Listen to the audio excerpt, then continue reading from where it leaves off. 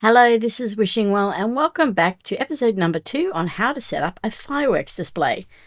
And I have set up some examples.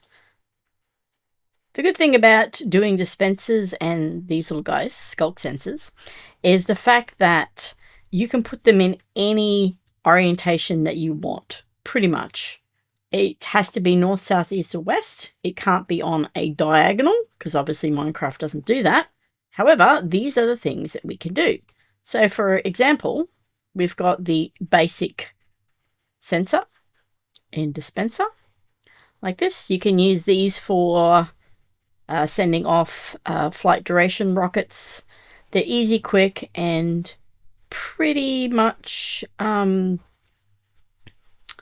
they don't take up a lot of room. So you can put them there, just make sure that they're separated by the system there so that they only activate when you want them to. And for example, with these here, you can actually stack them. You can stack them like this, or you can put them like this and then also stack them like this as well. And to even go a little bit further, you can actually do like a little clustery, nesty thing happening here. There's like one skulk sensor and they'll activate all the dispensers. And then if you want to stack them, you can do it like that. So you have fireworks shooting up, you got north, south, east, and west, and also firing directly downwards. So these can be up in the air. This is mainly sort of for aerial fireworks display, not really on the ground. And here's another one example. This is, yes, it is a diagonal, but it's Minecraft diagonal. So you can do this and they will shoot out the rockets at slightly different orientations. So this one will obviously go a little bit further than these two. And you get a bit of a more random display. You can also stack this. So it's another example of the stacking. And then you can also do double-sided. So this is a double-sided with the dispensers facing in this direction and in this direction, that direction over there.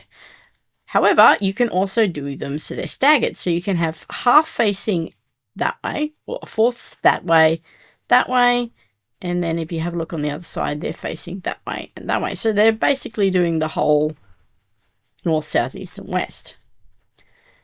Now, you can also get pretty creative with the design and patterns, and this will bring out a different type of fireworks display depending on what different colors you use in the dispenser. For example, if I use like a yellow in this dispenser here, like a big ball yellow, and then you can do like a big ball green and another green and maybe a different color.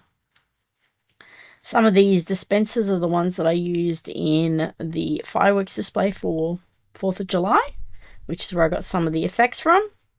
This is a new design I just made up, but it would pretty much work similar. And to make it different, you use different duration rockets. You obviously use different styles of fireworks. So depending on what effect that you want, you can have some shooting out duration 3, which go further. Then you can have like a duration 1, and it gives a bit of a staggering effect. Or if you want something a little bit closer, you can do like a 3 and a 2, or you can do 1, 2, and 3 and have a sort of a flowing effect happening. So that's that one there. I've also done one where they're all shooting upwards. These ones you could actually use on the ground because obviously they're flat on the ground. And they're a little staggered and stuff depending on, how you want to do it. Over here I've got another example of a bit of a staggering effect and them on different north, south, east, and west. And this one is like a bit of a tower that you could go up as far as you particularly want to. And as you can see, it's on a spiral. And then you have your standard on the ground ones where they just shoot along and, for example, whatever affects this one will go past and it will go through like a run like on a track. So it will start on one end and it will just keep going until there's nothing that activates it, and then it will stop.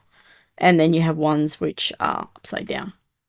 So that's just the basic of how you can put the different fireworks dispensers.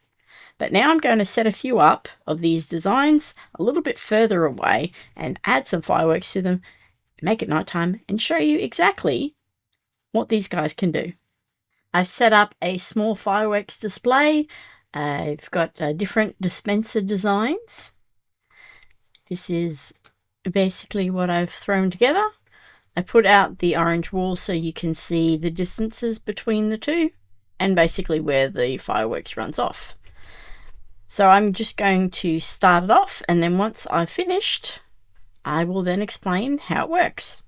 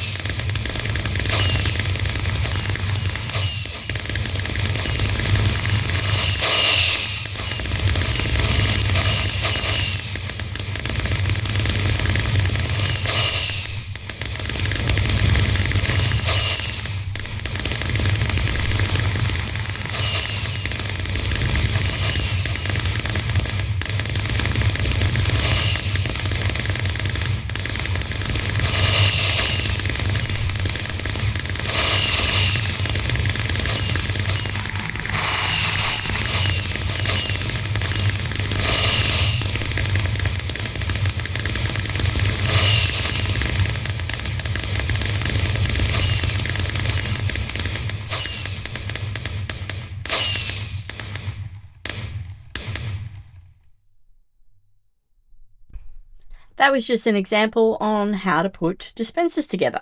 Now let me run you through this. So I just have the hopper clock here, which is a 5 duration hopper clock, and it's linked to the main system here, which sends off flight duration 1 rocket, which then in turns hits this one, which sends off signals this way and this way.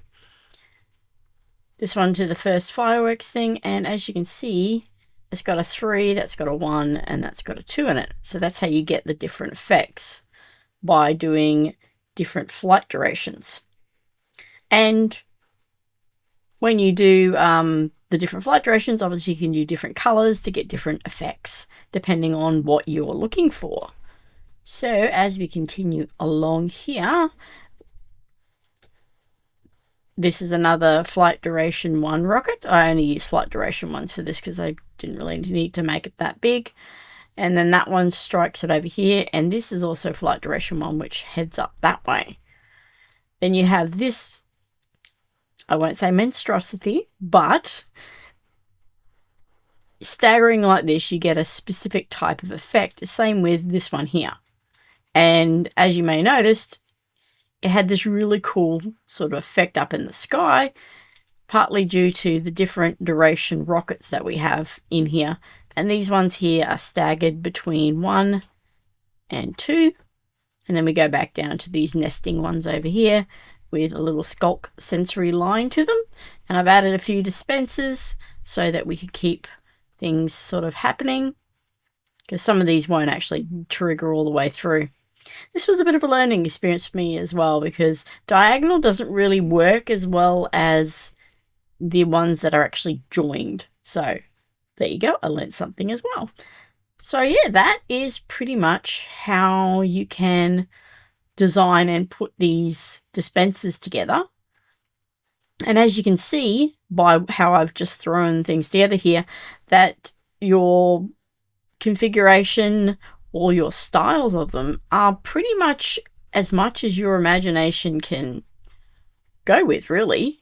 Like this one here, and this has different effects because you've got 3s there, you've got 2s there, and you've got 1 there. So you're going to end up with different heights of the fireworks. I was going to do a V here, but they actually joined up and yeah, they kept going, which is what you may or may not want. if you want that, you can pretty much do that as long as you know how much firework you need to put in there. Say you have a set amount, you put a stack in, and then you just let it run through, and eventually when the dispensers run out, the fireworks display will be finished. However, if you want to do a little bit more of a controlled one, you can set up one of these little machines, little etho hopper clock here, with your redstone block just blocking the signal, so blocking the hopper so it can't go, and then you just have one main point here which will set off the whole display. So that's pretty much it for episode 2 of how to make a fireworks display. Episode 3 will be a little bit more on the design and how you'll go about working out how you're going to start doing your display, what theme you want to go with, what color palette you want to go with, and if you wanted to put it out on YouTube or you just want to do something that you can make for your friends, that will be in the next episode. So stay tuned. This has been Wishingwell, and have a good day.